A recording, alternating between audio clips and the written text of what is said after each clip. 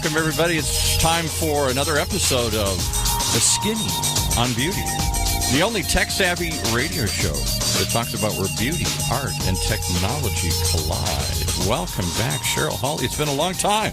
I know, Paul. Where have you been? You took a break, a little hiatus. Did. You went and studied on a mountaintop with your yogini here.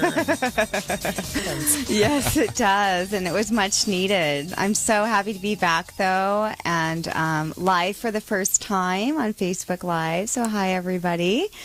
We're here today with Christy Curtis, yoga guide and mindfulness coach.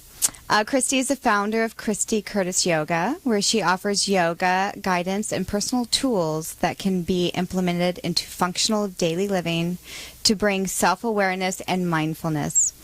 In addition, Christy offers several workshops and fresh retreats to unplug and reset, and we'll talk about a couple of those at the end of the show. But to all my listeners who are interested in just learning more about yoga and what it can do for your body, and trying to find peace in the chaos, especially during the holidays. We have a lot of tips for you today, so stay tuned. But I am so happy to have you here with us, Christy. How are you doing? So good. Thank you again for the opportunity. Yeah. Really excited to be here. Yeah. So Christy is our first yogini that walked through OC Talk Radio doors today. So Paul, the producer, is very excited. And we're all excited. I'm waiting for her to levitate or something. You just wait. The show's not over yet. She's going to raise the roof. That's the grand finale. You just gave it away. But yes, we're all very excited to learn more about what you do. And can I just ask one question? I'll try and shut up about it. But are there lots of yogini? Is, I take it, a female yoga? Exactly. Yogi. And yoga. A yogi, yes, would be considered the male. Got it. Male and are there person. lots? Because I've only ever seen male yogi. Are there only men doing yoga? No. But when you see whatever the leader, whatever the guru, whatever the teacher, I've never seen a woman. I've seen women, I guess, teach yoga classes, but I've never seen, when you think of the Beatles and their famous yoga instructor or those kinds of images. I grew up in the 60s or whatever, there was always a guy with a long beard as the yoga. Yeah, I think yoga, it's evolved over, it's just knowledge, and whoever can grow to attain it, male, female. Pretty soon there might be dogs leading yoga. That does happen. There is yoga for dogs. Oh my God. There is so yoga. You never know. It could be like dogini coming next. But it's an evolution of an ancient practice, and it's a movement from it's an energy thing. It's our bodies, it's our hearts, our mind, our souls, and you just kind of work to connect it. Yoga defined means union, and it's bringing all that stuff together to really re-immerse and recreate, really, and rediscover what our own centering is as human beings. So, and yes, and like I was saying, the holidays is a great time to find that center. true. There's a lot of intimidation and actually, misconceptions about yoga, and so I'd like to address some of those today with you. But Sure. Tell us what your first yoga class was like. Oh, my first yoga class. My first yoga class, I was actually in college, and I played collegiate sports. I was a basketball player, grew up playing sports all my life, and I took it not only just for the extra 1 unit that I needed for my physical education minor, but for sports injury prevention. And I kind of just was like, what is this? I was a little skeptical at first, but then I went in, and immediately I found my breath. And it reminded me, as an athlete, and the athletes that are listening are people who kind of are runners, can get in this called the flow state. And you're just kind of in this space where, for me on the basketball court, when I would be playing actually a game that I was maybe doing well at and excelling at, it was just seemed the crowd was quiet, the basketball rim was gigantic, and I was just in this zone. And I found the yoga mat, and I found that exact same feeling, and I was like, what is happening? What is this? And the same so thing, unexpected, absolutely. right? And I would run. I was an English lit major, and that was where I would get my ideas, and I felt this same type of just calmness, of clarity on the yoga mat. So for me, it was I was able to transition very smoothly to, okay, I don't have to have all the other stuff. I don't have to have teammates. I don't have to have anything else but me and this piece of rubber mat. What's going on? And then my curiosity peaked, and downhill from there. I was hooked. Wow. So you right off of, your first practice, you pretty much knew that you were making this transition already. Totally. It was just a natural thing for you. Oh, yeah. And then don't get me wrong, very competitive. I was an athlete, competitive. I can't touch my toes. What's wrong with me? I suck. I'm terrible. And that goes through, I think, everybody's head. And I think that's a big misnomer of this practice is I'm not flexible. I can't do yoga. But for me, it was like, this is just part of the process. It's practice. It's, there was definitely frustration getting in there early and looking around at other people and comparing myself. And I was lucky. I was in a college class. I didn't go to a studio first, so I kind of had a different introduction. Yeah. But as a teacher, knowing what students come into, you want to try to make it as welcoming as possible because it can be very intimidating. It can be very intimidating. Now, I took one yoga class many years ago, and they tried to get me to do down dog. And instead, they said I created a new thing called bad dog. Oh, yes. Oh, and they were like, bad dog. And I never went back. That was it. Well, Paul, if you come to my class, I promise that won't happen again. I promise. So in this transition, we have a lot of different transitions in our lives. We can't fight change. I mean, change is inevitable. And, when I discovered yoga, and I was so glad that you were there as well. Christy was my teacher instructor for teacher training at Core Power Yoga, and that's how our paths had crossed. Yes. But, during these times of transition, yoga can be that escape that you're looking for during stress or change. And, what elements would you say that yoga brings to helping you deal with mental and physical stress? Yeah, I think yoga, to deal with mental and physical stress, yoga is a gateway. It's a gateway for us to understand that when we practice yoga, we're putting physical stress on our bodies that's controlled. You're being guided by a teacher, most likely, and going to a studio unless you have a home practice, but you're being guided and put in positions that are not normal. I mean, you're not going to go just break out down dog, Paul, in the grocery store aisle. Or bad dog. Or bad dog. You're not. And so you're holding these poses that are going to make you sweat, that are going to make your mind chatter. And that's life. That life is a bunch of chatter, external stuff. And so we put ourselves in a controlled environment where we're putting physical stress on our bodies and try to maintain a calm mind. And so that we can then transfer that practice when we go to life off the mat to places where we are now in a environment that doesn't have stress that's controlled, but we know how to navigate it because we can train the mind to be a little bit calmer, a little bit more in a place of stillness. So yoga, again, how it can work connectively with the body and the stress space is that we're placing physical stress on the body, but trying to maintain a calm state of mind through that transition. And breathe through, and breathing, right? and the breath is absolutely breath. spot on. And the breath is the stakeholder. The breath is the connector. Right. And maybe during, such a stressful season and time and trying to get ready and getting your last minute shopping done. I mean, Christmas is 2 days away, and I thought that I had all of my shopping done. So I was like, yay. And then I realized I cannot believe I forgot somebody. Yeah. And then, but think about it. And when that happened, were you breathing? Were you holding your breath? Was it tight in the chest? Like, oh yeah. I was just talking about it. I know the anxiousness starts, right? And so the breath is one thing. We come into this world with it. It's part of our expiration date when we leave, but it's with us all the time. Yeah. And if we're not paying attention to it and giving ourselves the opportunity to be with it and notice it, is it sporadic? Is it in the upper chest? Is it in the belly? Are we even noticing it whatsoever? It's a great the awareness tool to ourselves. I have to say, on a serious note, I did go through therapy years ago. I went through a tough period in my life, and I didn't know what to do, so I went to a therapist. And the first thing she made me do is to start being conscious, because I was having anxiety. And she said, become aware of your breath. And I was like, my breath? I never thought about my breath. I never think about my breath, or how deep a breath I take, or how short a breath I take, or whether I hold my breath or whatnot. And yet it's very, very powerful. Yeah, it's being so present. True. Yeah. And that's what it comes down to. Yeah. Thanks for sharing that, Paul. Yeah, thank you, Paul. And there's times that you can't just you can't break away and get to a yoga class. Sometimes you just can't. So in those times, what would you recommend? Maybe 2 poses that we can just do in our living room or in our bedroom, to help focus. Did you want me to show you down dog or bad dog? I think that could happen. That could happen.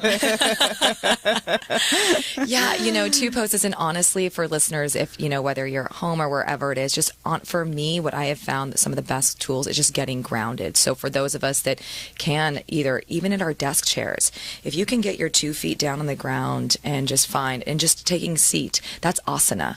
Asana is a Sanskrit name for the word seat, and you find that place of being in that pose. Mm-hmm. Otherwise, you can sit on the ground cross-legged in another form. Paul's doing it right now. He's doing it. I know. He's getting ready to levitate. And it's happening. Or another one it's called child's pose, balasana, and that's one where we put our toes together and our knees are splayed out quite wide, and you kind of crawl your body down and forward. And so a grounding pose, and your forehead's against the earth. But another great one I love is called legs up the wall. So if you are at home right now and you have accessibility to just a floor space and a wall, you'll lie down flat and you'll put your legs up against the wall, so it'll kind of look like an L. And it's an inversion, so it kind of where the head is below the heart, but it's a calming pose. It helps drain swelling of the legs. It's a wonderful restorative practice piece. It helps create, it aids in anxiety. It helps heal. So legs up the wall, child pose would be some of the 2 best ones, just to get grounded. And I think that when people can feel grounded, there's less tendency to feel so flighty and operate from what we know as our sympathetic nervous system, our fight or flight, because that's our everyday.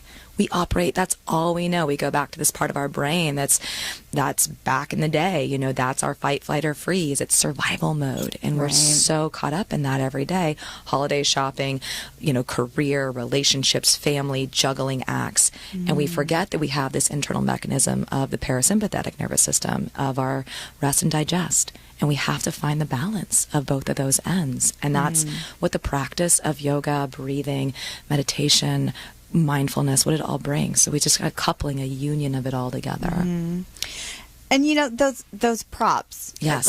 Okay, so you walk into the yoga studio and you see straps, you see sometimes mats. What? What kind of yoga studio right, you go exactly, to? I know.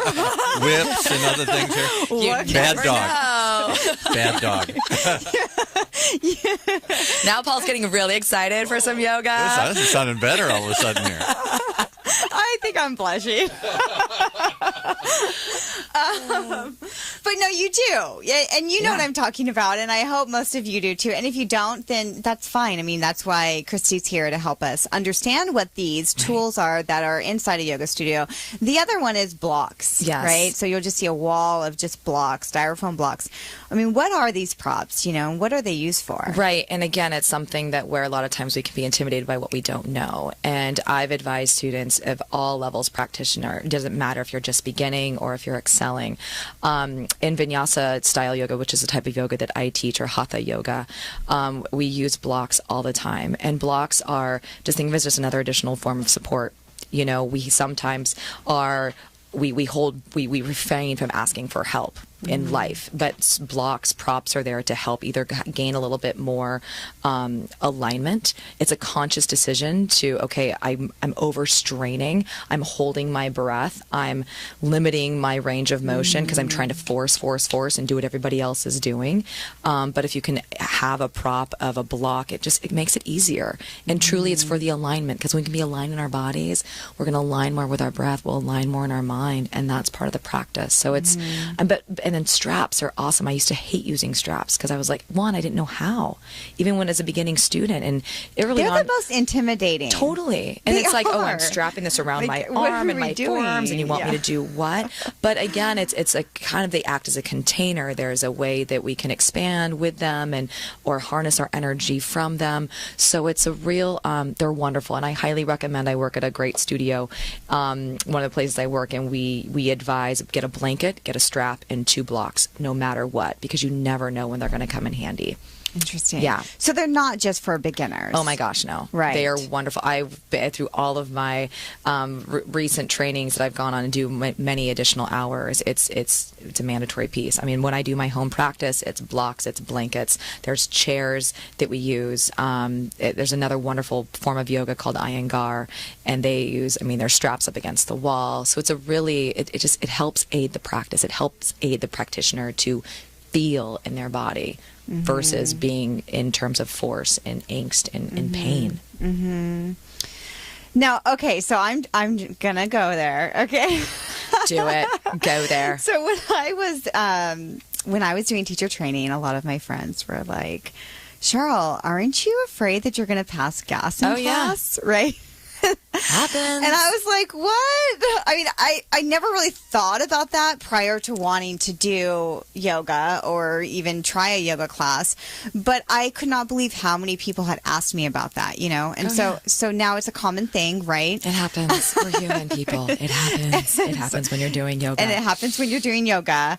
But there's some ways that maybe you can help not do that, right? So what would you recommend? Maybe eating before yoga or not eating? What would you recommend? Well, I think really, I mean, ideally, you want your body to be in a optimal state. And that's not always going to be the case. You know, you might be able to get to a yoga class at, maybe you had a late lunch at the office and you had a lunch at 3 and you want to get to a class at 4 and you're going to scarf some food down. But ultimately, for me, I would advise try to not eat at least 2 hours before a yoga practice because you want your breath, your diaphragm. There's a lot of movement in this part of our anatomy that wants to be, really at rest. But I would highly advise if you are going to eat anything, eat light, eat clean, eat something from the earth. I mean, don't eat beans. Exactly.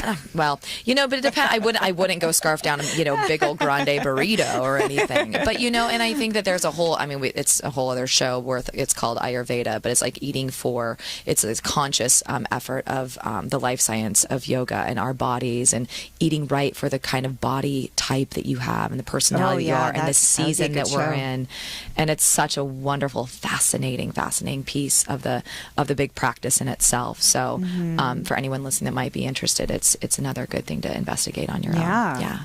And what about after yoga to replenish your body and absorb all of the goodness, the bliss, totally. And again, what I've noticed in my practice as it's evolved over the years is I go back to just trying to eat clean in a place of nourishment, but doing that mindfully. And I know that a lot of times, yes, yoga can create an internal fire of, either appetite or just a zest for life. But if we can, couple that with something that is truly in form of clean eating, it's something that is alive. I mean, if you're going to go, inhale a box of Oreos after you do a yoga class, I'm sure it happens, but it's one of those things that's like, what kind of energy are we now putting in after the energy that we evoke that is just such a natural state? Right. And so to maintain the benefits and have them linger a little bit longer, at the end of yoga, we have this piece of our practice called Shavasana, where it's this true rest state of sometimes people fall asleep and that's okay. You let your body resolve. Yeah. So talk about that a little bit, actually, because a lot of people are like, what are these weird, crazy people doing on the floor? And they're all still, and a lot of people, I actually noticed people would leave sometimes before Shavasana. So what is Shavasana, Christy? Yeah, Shavasana is called corpse pose. And basically it's, through yoga, we prepare ourselves for the end no matter what form we're in. The end is going to happen. End is part of the change of our process. And so Shavasana corpse pose is just kind of that, that laying on the ground. You are literally, you can use it as a way to receive, let things go. But truly, I love to describe it to my students as you absorb the benefits of the practice. You let your body be still. You let your mind be still. There's no controlled breathing. And energetically, after doing a class, you feel different. The body is worked. It's twisted. You're tested in your balance and your mental strength, and you just finally have 2 minutes of your day to just be. Yeah, and that's actually my favorite part. Yes, it's so many people's favorite. It's my favorite. So I'm like, why are you guys leaving you crazy? I know. And, yeah, and if you ever do go to a yoga class and you have to leave early, just take an early Shavasana. Like I always tell my students, just get it 1 minute early. And there's nobody cares. You just do your thing. But get the rest in, because that will help kind of seal the practice. Yeah. So now you also, in addition to being a yoga guide, you also are a mindfulness coach. Yes. So what is a mindfulness coach? Yeah, it's fun that you asked this question. This is something that I've grown to know through the practice. And after doing a lot of meditation and doing a lot of mindfulness-based meditation, I've kind of created this, and mindfulness coaches exist. But for me, and when I work with clients, it's becoming very, very present to our everyday, but keeping a state of equanimity amongst the craziness and change, but allowing ourselves to just do one thing at a time mindfully, which means slowing down. And that can be, from driving and noticing your hands on the steering wheel and not listening to the radio, or it can be anything. As we're sitting here, I'm mindfully in a seat. If I, stop talking and pay attention to really feeling my feet against the carpet, my hands against my legs, and it can be taken into any way, shape, or form, because I think what people lose sight of a lot in this everyday life is how to be mindful, and because life is easier on autopilot. It's easier when we check out. Yeah. And checking in is the hard part. And so being mindful about our emotions, our feelings, our thoughts, our habits, all these things that we're trying to fix it quick, when we can become mindful of that, and we go to this internal well source of, I might have my own answers. I don't have to go pop a pill. I don't have to go take some surgery. I don't have to go hang out with these people. I don't have to, it's, so for me, that is kind of a mindfulness-based space of, and you hold space for yourself with it and notice your reactions to it. So now, would it be a form of therapy?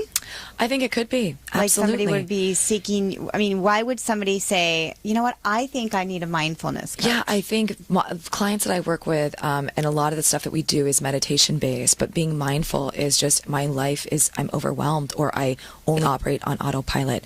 I don't know how to feel. And I work from a place of personal experience where my life was an overly aggressive, competitive, wound type A person. And I just knew go mode and go mode only. And with that, I severed a lot of, things that were really good in my life, relationships. And I found myself in an unhealthy job that was toxic. And I just kept going through the motions because that's what I needed at the time. I wasn't mindful of what I was doing. I just was, this is what I needed to do. I was living the life of the shoulds, and learning how to be mindful. And that got me in touch with my feelings. And again, through yoga, it's how your body feels. And so if anyone is seeking that, it's a matter of, okay, take a look at what's not working in our lives. What can I do differently? And that is just a part of mindfulness, is becoming real present with just that. Okay. So we're going to talk a little bit more about mindfulness and Christy's retreat coming up when we come back from the break. Imagine what it would feel like to lose everything. Your job, your home, your family, your dignity. This has happened to thousands of the men, women, veterans, and young adults we serve at Working Wardrobes. What do we do to help? We provide career development services, life skills workshops, job skills training. We provide the perfect interview outfit, and we get clients placed in jobs. Call Working Wardrobes, 714-210-2460. Donate, volunteer, invest, hire. When it comes to pioneers in their respective industries, we all know the Apples, Starbucks, and Trader Joe's of the world. In the realm of recruiting, Decision Toolbox is the industry's best-kept secret, with 90% of their business from referrals and repeat customers. For over 20 years, Decision Toolbox's U.S.-based team of recruiters, sourcers, professional writers, quality personnel, and tech support has perfected a Six Sigma approach to talent management. No matter the size of the project, Decision Toolbox delivers incredible results. A cost per hire less than half of what contingency firms charge, with the winning candidate presented in an average of 14 days, all with a 12-month candidate warranty. With results like that, Decision Toolbox won't be a secret for long. Visit us at www.dtoolbox.com for more information. All right, we're back here. I don't know. I had to step out for a minute. You get a little woo-woo here and stuff here. I wasn't sure where you were going to go with this. I got to ask a question in all seriousness. I've never been dismissive of what you guys teach, even though I grew up in the Midwest where people would be snickering and laughing and saying, yeah, yoga, right? Of course, in California, they're doing yoga, right? But I guess there is a certain, because it's an Eastern knowledge-based system, because it's, foreign. How do you talk about that? How do you overcome that? How does it I know it's become more mainstream in California than I ever saw. As Cheryl dragged me to a rave, a yoga rave. It's like a regular party. And everybody's treating it like a party. Music. They're all doing music. They're doing the food and everything. People are happy, Paul. That's what we're looking for. And I sense it's already, over the last few years, particularly out here, moved mainstream. But if I went back to mainstream America, if I went back to middle America, that's now in revolt, are they doing yoga or something? You're probably not going to find a lot, but those are the people that might need it the most. Yeah. The people that might be resistant to change and something different, and letting go of some of our beliefs and understanding that we're all in this connected some way, somehow. We're all human beings. That's what it comes down to. Yeah. We're all and is human this in beings. conflict?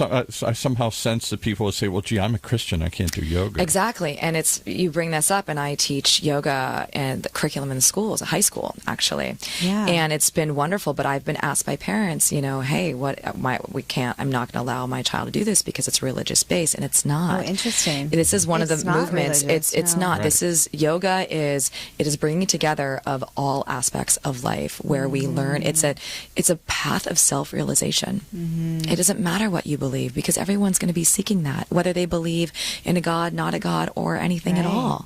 Right. I mean, ultimately, that's the path. And Yeah. so... But it is based on a different interpretation of this idea of energy, and I'm sure you've talked about that. My parents, before they died many years ago, my mother suffered through Parkinson's and other things, and they got desperate. They'd do anything. Right. And at one point, my dad took her to... what do you do with put the needles in? And Acupuncture. Acupuncture, yes. Yes. And to him, that was the most bizarre, witch-like craft thing that he could think of. Yeah. And it actually brought her some relief. It didn't stop her from shaking necessarily, but it made her feel better. And I was to watch that evolution. At some point, you're so desperate you'll try anything. Right. And to watch this idea of maybe there is an energy inside you. Maybe you can direct it. Maybe you can channel it or whatever. I don't know if I physically believe it in the same sense that Eastern arts do, that it really is centered in chakras and all these points and everything here. But there's no question there are pressure points and other sorts of things, and things like acupuncture have moved the needle dramatically Absolutely. towards acceptance of all this stuff here. So do we still need a ways to go before it's just seen as another form of exercise? You said that you're doing it in schools. In Talk high about school. that. Yeah, I mean, Yeah. kids get physical education credit but I think, I just want to go back real quick to a point you brought up, though, in terms of this healing, because there is a therapeutic benefit to every single yoga pose that you do. It is going to shift a body organ. It is going, because again, it's going to tap into this parasympathetic nervous system of ours that we sometimes so much overlook. So, and then bringing it into a high school setting where I'm working with teenagers whose cognitive minds are not quite developed socially, intellectually. To put it politely, yes. Exactly. I mean, we're being nice here, but but for the most part, they're just looking for another outlet as well. Right. But again, but they learn anatomy. They're learning the academic language of the body, but they're also learning about the yoga path of, hey, yoga's about being kind. We have bullying in school. These kids are lost. They're misunderstood. They're angry. They're hurting too. They're people too. In the end. Yeah. And if anything, if this can help bridge a relationship between a child and a parent. Hey, and I talked to my parents at back to school night of, talk to your kids about them taking a mindful seat today. Have them go home and teach you downward facing dog and Right. child's pose. If, you're anxious or worried or feeling frazzled and, a kid's getting the brunt end of it, there's something you can do. Breathe. I think do it's some really yoga. cool because some even some parents don't know about yoga. To have it be introduced in the high school is a great place to start. So lucky to be able to do it. Yeah, I had no idea. I mean, it wasn't offered when I was in high school. Yeah. So you're not trying to bring them over to the dark side here. No. You're not trying to. No, No, we're indoctrinate showing them into- the light. We're showing them the light. and we're not showing them. And I got to add one other thing because I thought this was fascinating. Tell us what you had made them do for for their final exam? Oh, their final exam. So my students this semester, we started, we built up as a 21-day mindfulness calendar. Yeah. And they built in, I was 21 days of mindfulness, and it consisted of meditation. We had increment builds up to sitting for 15 minutes was our final. I had overall of my classes, I think it was like 110, not all at the same time, but separately, teenagers ages 14 to 18 sitting quietly for 15 minutes. I'd pay to learning see that. For anybody that's had I have a 25-year-old daughter now and a 3-year-old grandson. To get them to sit for 5 seconds and focus, that's much impressive. less 15 minutes. I used to Did you get video of it? On there? No, you know what? I didn't. But on there, you there's. should have, I know. How cool I know, would that but be? what On your website. Because parents would have said that's Exactly. impossible. Because in a world, It's true. The point I was going to make is that these kids are so ADD-like. 100%. They have to have. My daughter would watch television while she was texting and doing something else. So there had to constantly be stimulation coming at her. Right. And I used to force her sometimes just to go out in the back of the yard and say, close your eyes and listen. Dad, listen. Dad, what do you hear? Nothing. Exactly. And it's okay. Well, and I think, and I heard this, and I can't recall where to give it credit, but like when our computers, stall or our phones aren't working as fast, what do? We shut it down. You have to reboot. Yes, we and do. that is just our way to Yes, we reboot. do. We need a rebooting system because everything is so instantaneous and we're connected. And I mean, if you look at going around the kyphosis of the spine, that this is happening text head. I mean, this is I'm just Instead of down dog, it's down head, text head. Yeah, exactly. Right. And just to how my students maintain a dignified posture of understanding the natural spinal curves, and they practice it in their math class and in their science class, just sitting grounded, chest tall, and that's confidence building. It's awareness and it's opening the heart. yeah, it's Yes, all those things. All those Now, are things. they going to be at your retreat? I don't know yet. I don't you know yet. We'll invited see. them? But it's something very special. They are going to have a very special opportunity to kind of do a yoga mindfulness thing with Lululemon, who I'm an ambassador for in January. Fantastic. So I'm so excited for that good. again, to have a company like that back, a wonderful movement in the school system. And so I'm again very, very blessed to be a part of that. good, Yeah. good. Can I ask one question that I've just been dying to ask her the whole time? Cheryl uses this all the time. We have lots of corporations who come here, mostly corporate shows, and one of the new aspired to ethics is mindfulness in corporations, particularly if you're ecologically sensitive or you care about the planet or the place. Companies dead, no mindfulness. It's just take whatever. It's just it drives the stock up. I still struggle with that term. It's still somewhat of a buzzword to me. You say it, a buzzword meaning something, it buzzes, and you go, oh, yeah, I like it. And then you go, I really don't get it. What is mindfulness? Yeah, mindfulness is a way to be present. I mean, it's coming back to being present to what exactly you are doing, regardless of all the external. There's sounds going on outside the room. There's all these other things that we get. We're so we're addicts of distraction. Mm-hmm. So to be mindful is a matter of, I have the ability to just focus on just doing one thing with the ability to notice that other things are going around, but I can always come back to just this one thing. And that's why using the breath as a mindfulness tool, that actually there's an even exchange of the breath as the anchor. The breath, or it could be it could be a word for somebody, a positive affirmation.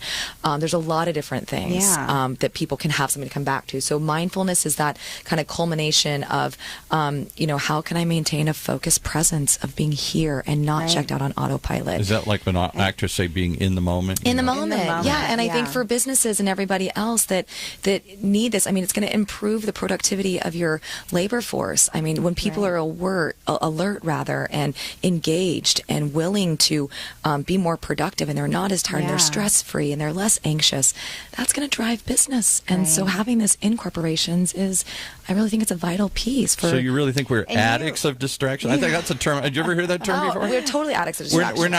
We're not just text head. I haven't heard that one either. Text I head, love it though. Really? Haven't we all seen that text head where you're all crumped over trying to do this? If you're out, walking around the street or shopping malls, and this is where we all are. Yeah. I've actually thought about what are going to be the repercussions of that? Because your spine and everything. Yeah, I don't want my head like no. But anyway, we've just got a few minutes left. But I know that you. The police also, are coming to shut this off now. I know. The black helicopters are going to start flying too much by awareness. Too much mindfulness in the room. It's a powerhouse. Yes. You actually blog about mindfulness, and you do some videos on Facebook called Mindful Minute Mondays. Mindful Minute Mondays. Mm-hmm. Yeah. So, how long have you been doing blogging? And blogging for me started when as opposed to the Bengals who used to do Manic Mondays. Yes, so the Mindful Minute, that's true. But don't get me, I do love me some Bengals. Yes. Don't get me wrong now. But rather, my blogging began. I did a solo month trip to Bali. I was in a time of my life. I'm just traveling. I was kind of like this freelance wandering soul of what's my next turn at, time of transition. And you go do crazy things like go to Bali by yourself. And I had this experience and I was like, I'm done caring about what people think, and I'm just going to share it because I was so lost. And in that time, I really felt clearer and just a different sense of who I was. And it was just starting to make more sense. And I'm like, gosh, I'm not alone. And I just wanted to share that with people. Yeah. And it takes being vulnerable. It takes putting yourself out there and realize, you know what, some people, there's going to be haters no matter what. Not everyone's going to like what you have to say. And that's okay. That's all right. You learn one of the Law of Four Agreements, you don't take things personally. Yeah, but for the most part, I mean, have you noticed a good shift? Oh, yeah. With not only like yourself, but the response. Absolutely. Maybe your audience has grown a little bit. Yeah, and I just think because I've learned to speak from a place in my heart that's authentic and it's truthful. Because if we can't live from a place of truth, I mean, it's life gets real shallow. Right. It gets meaningless. And who wants to live that kind of existence? No, I don't. No. I've been there. We all have. At some point, we all have. So, what tips would you recommend to, some of our viewers and our listeners that might want to start this path of, trying yoga or even blogging and getting mindful? Yeah, I think with anything, you start with where you are. You start and not trying to fix it and not having this sense of, oh my gosh, I'm wrong. And that's the thing with mindfulness and breathing and meditation. Oh, I'm doing it wrong. I'm not doing it right. You just sit. And you listen to this chatter and you realize, we have over 70,000 thoughts a day, over half of which are about the same thing. Basically, we're all crazy. I mean, that's what it comes down to. Oh, really? Speak for yourself, Christy. I know. Hey, happens. But I was able to hear that and caught on to like, oh my gosh, it's the rumination of, I'm the same, and then my energy and we all shifts. have that chatter, yes. Right. And so I think for people, you start with where you are, and you have to get out of your comfort zone to change, to grow, because that's the only thing that is our forever constant is change. And no one's going to judge you on that. No. And it's okay if you live in the Midwest or wherever you are, and this is something that might seem very foreign. Hey, breathing, we all do it, but there's a way to bring a conscious awareness to the breath that allows people to, I start my day every day with it. I mean, there's a series of breath you can do, or just going and meditate, or even getting out in nature, or you're sitting in your car and you just want to breathe 5 breaths where you actually feel.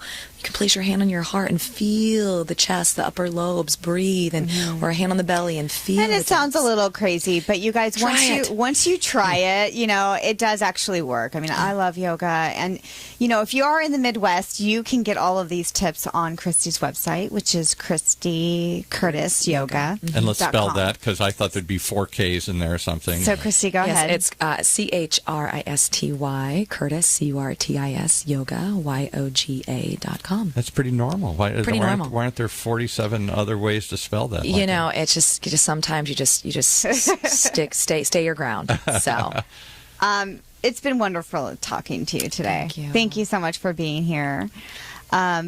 Before we sign off, I definitely want to bring some enlightenment to everybody with your favorite quote. Okay. I end all of my shows with a favorite quote from one of my guests. Okay. Something that you've held yourself accountable to at one time or another. Yeah, absolutely. And I just have to look at my notes here because I don't have it quite memorized. But this is a quote from Rumi.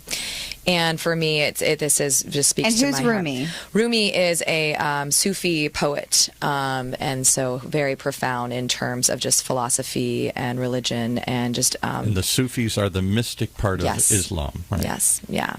And your task is not to seek for love, but merely to seek and find all the barriers within yourself that you have built against it. Ooh, So, I got chills. Thank you. You're so welcome. So you're not looking for love, just get rid of the barriers and it'll find right, you. and that's the barriers. It's our Wow, judgment. It's that's pretty everything cool. else, and that we have. And to help with that, my next retreat is going to be in March. It's called Creating Emergence, and it's going to be in Palm Springs. So if anybody needs a desert fix, it's on March 17th to 19th. It's an easy 3-day weekend of restoring meditation, mindfulness, clean eating, private accommodations. We have private and shared. We have our own pool at a lovely, lovely home, and it's really special. So details are on your website? Everything's on the website. Yes. Okay. Great. Thank you so much for being here. Thank you. Hopefully I can make that retreat. Thank you to all Did you give us your quote, Cheryl? The listeners. I didn't bring one today. You didn't bring one. You made everybody do a quote. Why did you have to call me out? We got to keep it honest here. We got to keep it real. Paul, do you have a quote? There you go, right? My favorite quote is James Joyce, the Irish poet, who said, "Work is for those who can't find something better to do." There you go. Oh, my goodness. I don't know if I like that one. Because I'm a workaholic. But it's passion. But it's yes, passion, it is right? passion. Exactly. So Thank you, everyone, for being here. If you have any questions about today's show, you can tweet me at Skinny on Beauty. If you have any questions on how maybe even to build your own brand in the beauty, health, or fashion industry, you can find more information on how to contact me through unitesocially.org. Thanks so much. Until next time, stay beautiful, Orange County. You've been listening to Skinny on Beauty, the only place where beauty, art, and technology collide. Right here in Orange County's only community radio station, octalkradio.net.